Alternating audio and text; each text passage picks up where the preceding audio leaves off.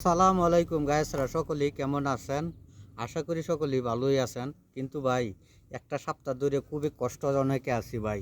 কেউ সাপোর্টও করতে পারি না, কেউ ভালোবাসাও পাই না। তা ইনশাল্লাহ এখন মোবাইল কিনে নিয়ে আইছি, আর চিন্তা নাই, টেনশন নাই। তে মোবাইলটা আপনারা দেখাই কেমন হলো মোবাইলটা ভাই। এই মোবাইলটা কালকে কিনে আনলাম।